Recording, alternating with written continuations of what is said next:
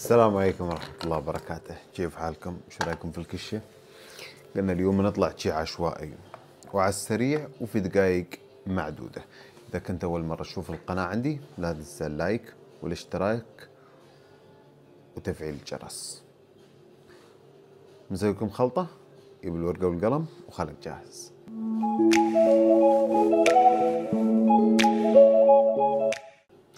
خلطة اليوم حق كل واحد يبغى يسوي مخلط حق العود، لكن بمكونات جدا بسيطة وفي نفس الوقت شيء فخم وجميل. شيئين اثنين فقط في هذه الخلطة. أول شغلة جدا مهمة اللي هو عود أصفهان من ديور. عود أصفهان من ديور بنحط 70% اللي هو 700 جرام في الكيلو. الكيلو الواحد بنحط فيه 700 جرام يا غالين.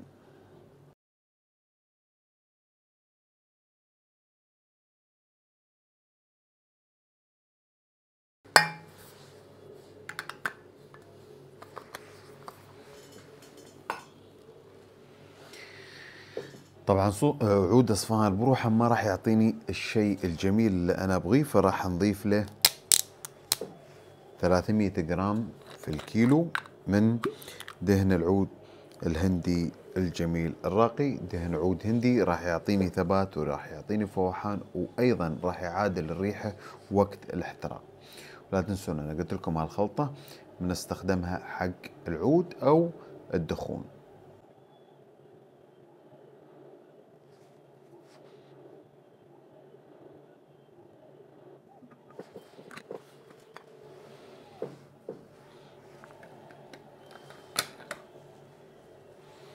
وبكل سهولة صار عندنا المخلط جاهز.